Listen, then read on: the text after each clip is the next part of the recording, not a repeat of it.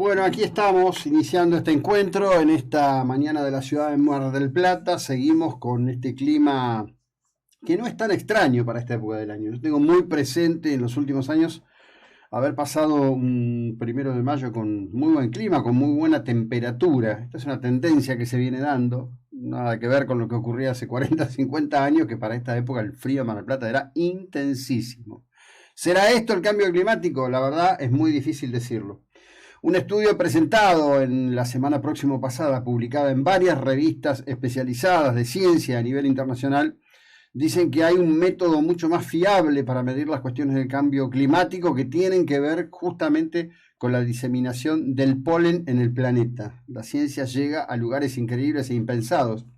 Los autores del estudio, que hacen revelaciones más que muy interesantes y sostienen que durante el periodo del Holoceno, este periodo que atraviesa, así lo han designado la ciencia, al periodo que atravesamos, desde que comenzó a formarse la humanidad, digamos, ya ha atravesado situaciones de este tipo mucho antes de que existiera, ¿sí?, la sociedad industrial. De cualquier manera, forzado por la situación que está atravesando el mundo en la cruel, innecesaria e injusta invasión rusa a Ucrania, hay un escenario de cambio que se va a profundizar muy fuertemente en el planeta, y en donde, pese a todos los inconvenientes, la República Argentina, como queda claro en la entrevista que les brindamos esta semana con el responsable de Geneia, una de las empresas de mayor inversión en energía eólica y fotovoltaica en la Argentina, el cambio es absolutamente imparable e irreversible en el sentido del aprovechamiento del viento, del sol, y también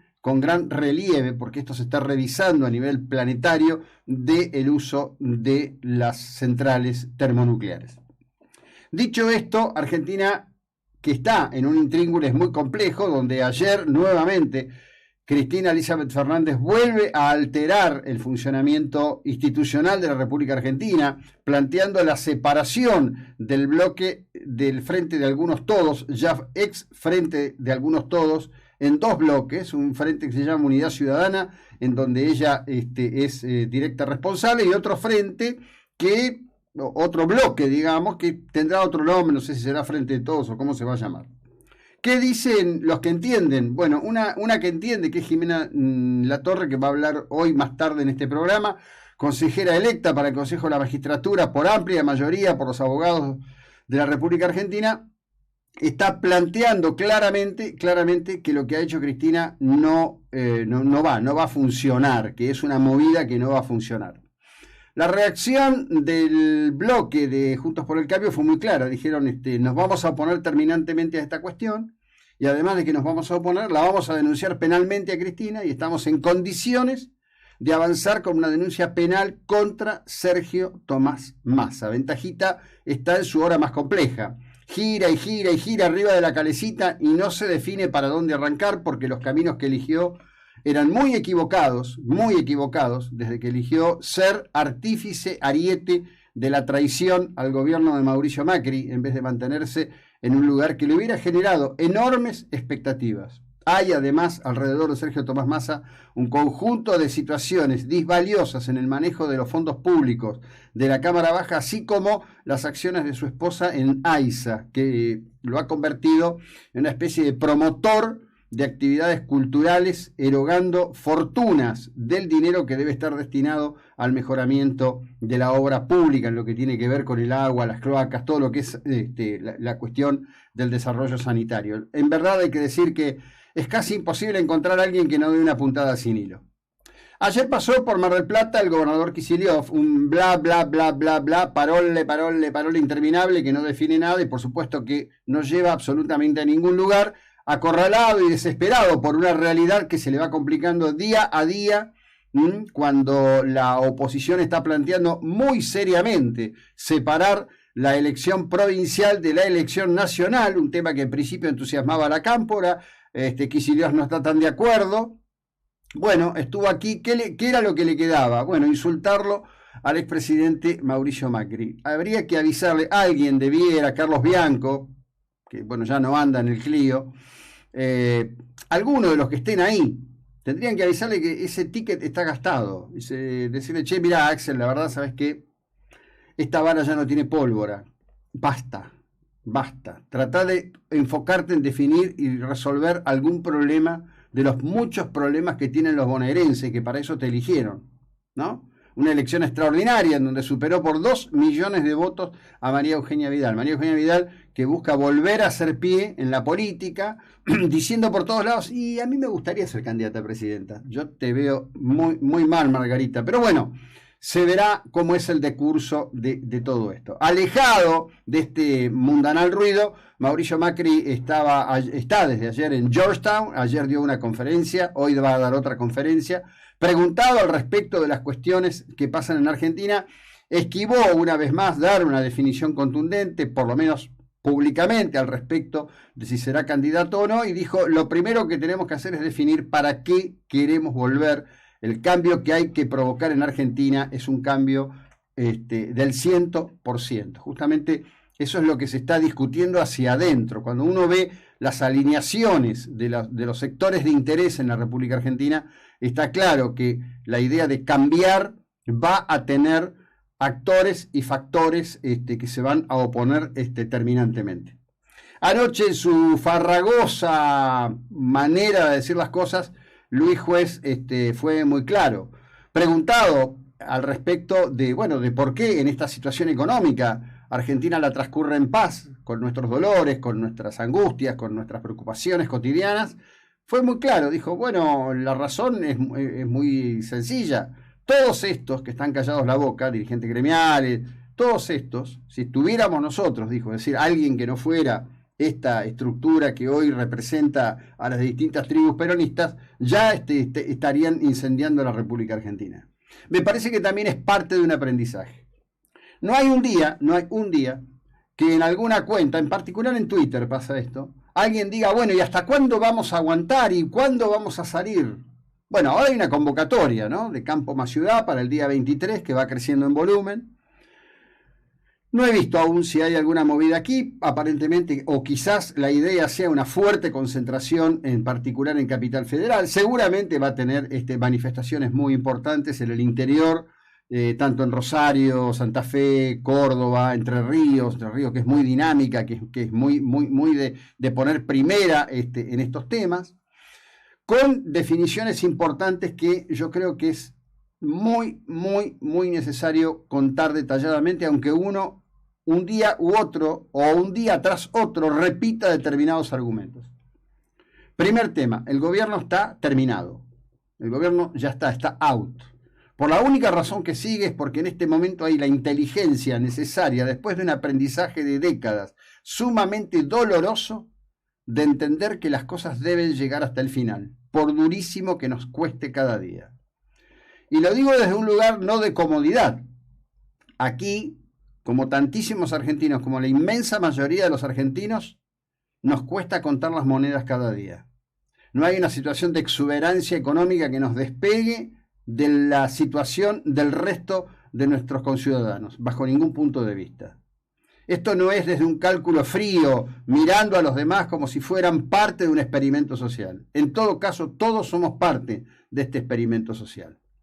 Argentina debe completar este ciclo. No puede brindarse una vez más a un sector que ha vivido de la expoliación de lo público, victimizándose, la oportunidad de en algún tiempo, 2 años, 3 años, 4 años, 5 años, construir otro relato victimizante que le permita justificar cualquier cosa. No solo esto debe llegar hasta el final, sino que todos los que han tenido irresponsabilidades predatorias con respecto de los recursos del Estado van a tener que dar respuesta. Y no estoy hablando de meter gente presa, estoy hablando de recuperar patrimonio, que es mucho más importante. Estoy hablando de recuperar y de despojarlos de aquello que se hicieron con malas artes, expoliando los recursos públicos de los argentinos. De eso estoy hablando. En particular, hay que decir que la situación en Ucrania sigue siendo en extremo delicada. Las fuerzas ucranianas que resisten en Mariupol, donde los rusos ya han anunciado varias veces que han completado la ocupación de la misma, lo que han hecho es destruirla hasta dejarla irreconocible, destruirla hasta los cimientos. Resiste un cuerpo militar que a través de las redes ha pedido, digamos, auxilio en términos materiales, en términos de recursos, es tropa de infantería, por supuesto, ni el armamento, ni las balas, ni los morteros, ni todo lo que se pueda tener para una defensa son infinitos. Hay un sector, hay un grupo pequeño, no muy grande, que se rindió. Hasta ahora no se sabe dónde están, dónde los llevaron. No hay denuncias que pueda haber vejaciones contra esos militares que se han entregado. Lo cierto es que Mariupol tiene en la acería en donde está concentrado el tema de la resistencia, es una acería inmensa, inmensa, totalmente destruida a cañonazos y cohetazos, una red de túneles enorme que ya sirvió en su momento a los ucranianos como un instrumento de defensa y enfrentamiento con los nazis en la Segunda Guerra Mundial. Habrá que ver qué es lo que ocurre. En estas horas se informa que está llegando importante equipamiento militar, cañones de 155 milímetros. Esto le podría dar a las Fuerzas Armadas ucranianas la capacidad de golpear allí en donde están, digamos, los lanzacohetes, lanzamisiles, los cañones rusos, y tender a generar alguna suerte de equilibrio. Análisis los hay de todos los tipos. Hay quienes dicen que para finales del otoño europeo, es decir, estamos hablando de un inicio, están en el inicio de la primavera, resta todo el verano hasta llegar al otoño, antes del invierno, esta situación se habría definido y se habrían establecido condiciones para lo que algunos llaman una negociación seria sobre miles de cadáveres, sangre derramada, muertos y destrucción absolutamente innecesaria. Agregando a la saga extraña que rodea al gobierno de Vladimir Putin, ayer aparece un integrante de su gobierno, empresario e integrante de su gobierno, en algo que está presentado como un asesinato y suicidio. Es decir, un oligarca ruso que mata de un tiro en la sien a su esposa embarazada, a una hija de 13 años, y se quita la vida. La crónica dice que al hallarlos, el arma con la que se hicieron los disparos estaba en su mano. Eso puede significar muchísimas cosas. Por otra parte, comienza a sentirse el ruido dentro de Rusia, en el sentido de que la gente comienza a reclamar. Si bien hay mucho miedo a la acción del Estado, la gente comienza a reclamar.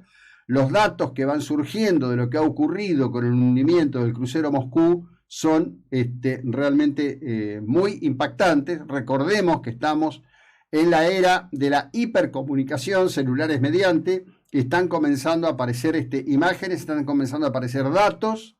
De hecho, las imágenes que nosotros hemos compartido del crucero escorado y con una situación que se ve que hay un incendio muy poderoso a bordo del mismo, fueron obtenidas con un celular en uno de los barcos que iban de apoyo intentando rescatar a este crucero, que finalmente se hundió en aguas muy tranquilas allí en el mar de Azov. ¿Por qué pongo todo esto en foco? Bueno, porque en el día de ayer el alto mando ucraniano informó de la caída en combate de una mujer símbolo, una joven sargento mayor de las Fuerzas Armadas ucranianas, que estaba combatiendo en Mariupol a la par de los hombres junto con otras mujeres. Además, ella era médica, es decir, una médica en combate, cuya vida ha sido sesgada. Esta información ha sido promovida fuertemente por el gobierno ucraniano, en algo que en definitiva genera una corriente de empatía dolorosa que consolida el escenario de la búsqueda de tener una sociedad fuertemente cerrada en cuanto a su ánimo de combate, en cuanto a su ánimo de no ceder, en cuanto a su ánimo de finalmente obtener la identidad de nación ucraniana. En paralelo con esto, que es tan impactante y doloroso, es decir, muertos hay todos los días, la visualización directa con nombre, cuando el muerto deja de ser cosificado por un número y pasa a ser una historia con rostro y nombre, es muy distinto. 17 embajadas han vuelto a reabrir en Kiev. Dato muy importante, muy significativo. Es decir, la primera reacción ante la idea de que en 72 horas los rusos estaban en Kiev derrocando el gobierno de Zelensky fue cerrar las embajadas. Ahora, en el día 56 de la guerra, la situación es distinta y las embajadas vuelven a reabrirse. En horas más, el primer ministro del gobierno de España, Sánchez, va a estar, esto lo han anunciado, va a estar allí, se va a reunir con Zelensky y bueno, veremos qué es lo que surge de ello. Quienes están muy incómodos con esto son los chinos, claro está.